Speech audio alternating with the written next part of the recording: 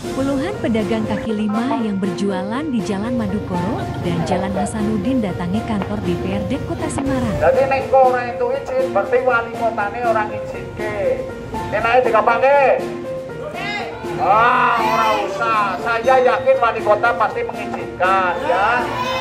Masalahnya apa, wali kota katanya kan mau menumbuhkan UMKM.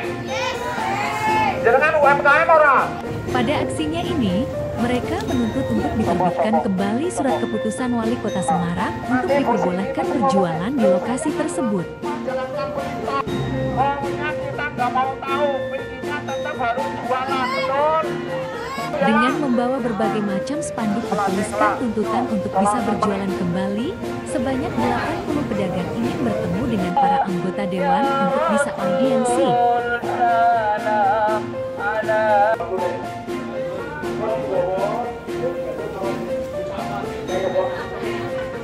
Jadi begini, teman-teman, saya kasih tahu ya, bahwa tamat gajinya berapa? Tunjangan pegawai di luar gaji berapa?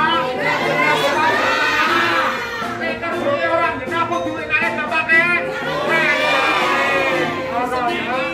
Ini anggota dewan yang terhormat, gajinya pengen, pendapatannya pengen ngerti biro? 50. Anggota dewan kui setiap hari sekarang kono pernah diundang nih sama Semarang Utara orang. Terus ada anggota dewan yang datang. Waktu itu sosialisasi kalau di sini dilarang, betul? Kasihan deh lo. Sini otomatis kan Wakil rakyat ya.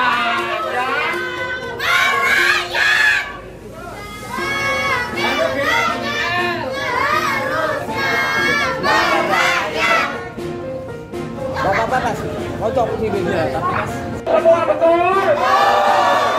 Pak Sekwan, dengarkan Pak Sekwan, Pak Dewan, tapi ingin menikmati rasanya gedung DPR.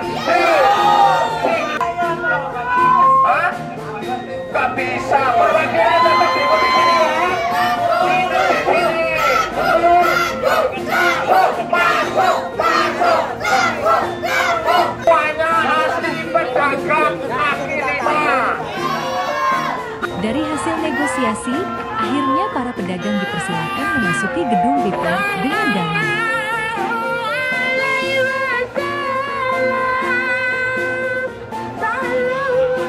Aksi tersebut didampingi oleh kuasa hukum Zainal Abidin Petir.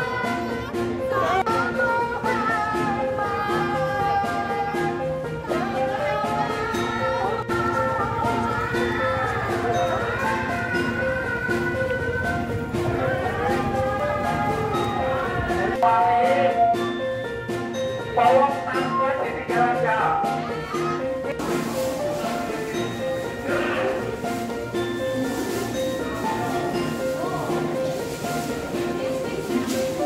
Tuntutannya teman-teman dari pedagang kaki lima yang ada di sepanjang Jalan Hasanuddin, Semarang Utara, maupun yang di Jalan Madukoro sebelum rel kereta, jadi setelah jalan masuk sampai rel kereta, itu tuntutannya hanya ingin ada kepastian hukum supaya mereka bisa jualan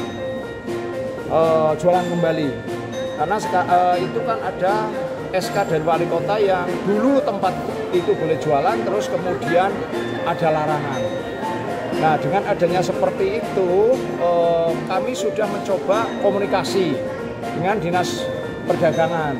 Sebetulnya sudah proses untuk SK itu dikembalikan untuk jualan, tapi terlalu lama, masih belum segera disetujui. Maka demo ini menjadi sarana yang tepat supaya untuk mempercepat agar SK Wali Kota bahwa tempat yang tadi kami minta itu untuk direvisi menjadi tempat yang untuk jualan.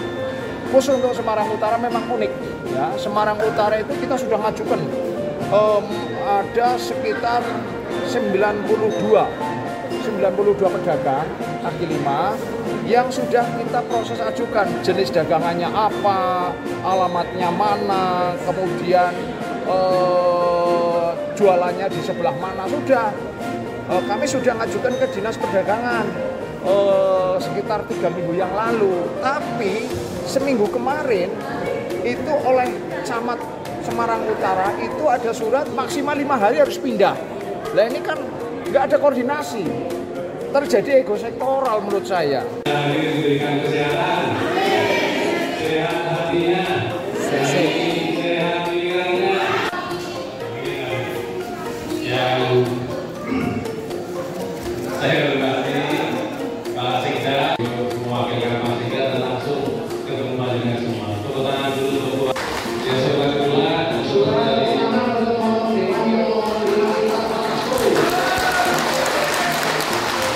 biasa Bapak Ibu sekalian.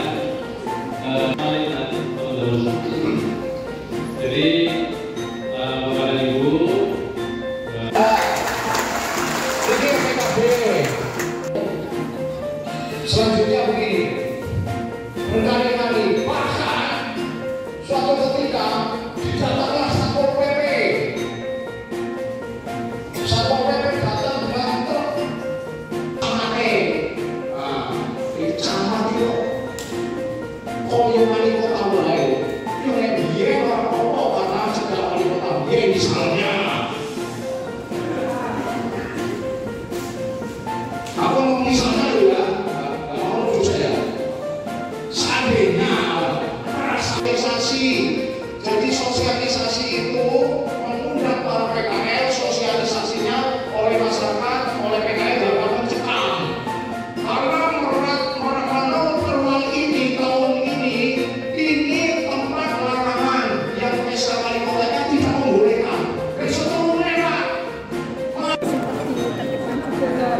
Ya dari kemarin itu kan sempat kita untuk dilarang ya berjualan, terus kita itu sempat dialihkan di tempat Lingkar Tanjung. Sedangkan Lingkar Tanjung itu kan jalan yang sangat sepi. Kita jualan itu bukan baru sehari 2 hari, tapi kita sudah 10 tahun, ada yang mungkin 20 tahun. Dengan tiba-tiba kita dilarang berjualan dan dipindah ke Lingkar Tanjung. Ya tetap sedih ya Mbak.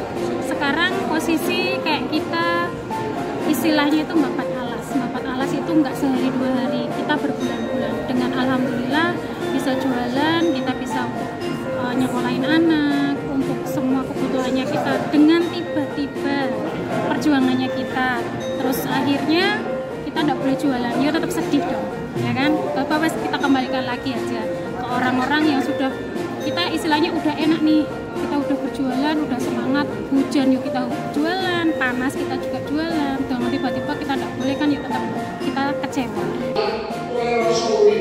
Pada hak hidup itu dijamin undang-undang hak asasi manusia. Betul kan?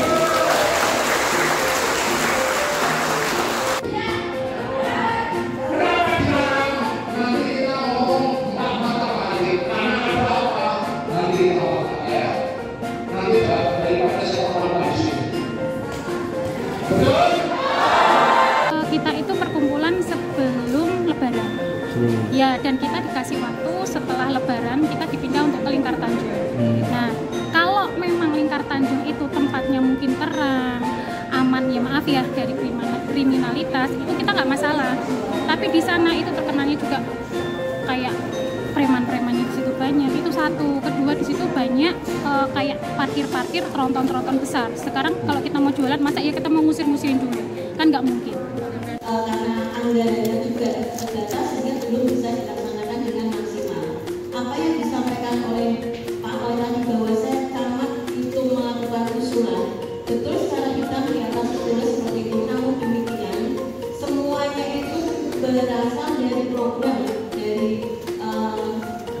yang berkelanjutan dari pembangunan jalan di Hasanuddin tersebut. Inisiatif dari kami. Bukan inisiatif dari Pak Lurah. Ini perlu kami jelaskan juga Bapak Ibu sekalian. Kami camat mempunyai kewajiban untuk memberikan perlindungan, memfasilitasi Bapak Ibu sekalian. Ada waktu itu kami siapkan untuk usulan shelter. Ada waktu itu juga kami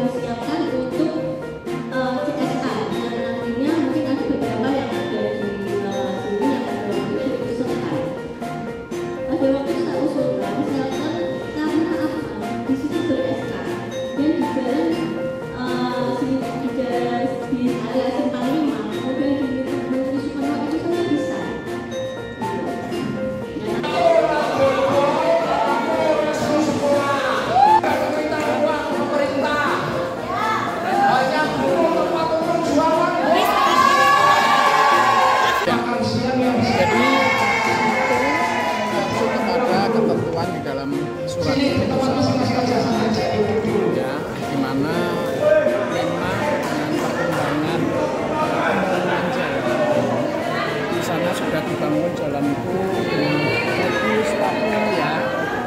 Dan pada saat itu memang rencananya yang Hasanuddin itu kan para pedagang ini direlokasi ya di Pasar Tanah Mas dan juga di ini ada Bundaran Tanjung.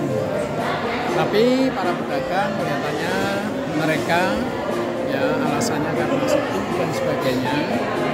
Nah ini prinsip ya tadi karena dari Dinas Perdagangan ini kelihatannya sudah punya konsep untuk penataan dan mengizinkan nanti mungkin ya kita menyesuaikan karena prinsip ya di dalam pembangunan ini kan kita tidak bisa berjalan sendiri ya kita sepakat untuk bergerak di sana tapi tetap muaranya dalam rangka untuk meningkatkan kesejahteraan masyarakat ditata ya tapi tetap dengan konsep ditata ya supaya tidak semrawut misalnya ya satu kebersihannya tetap harus terjaga dengan baik, ketertibannya juga harus dijaga dengan baik, kemudian keindahannya juga harus ditata dengan baik, kelancaran lalu lintasnya ya ini juga harus dijaga. Jadi semua kepentingan harapannya nanti bisa terakomodir dan hari Senin akan dilaksanakan rapat teknis untuk pelaksanaannya.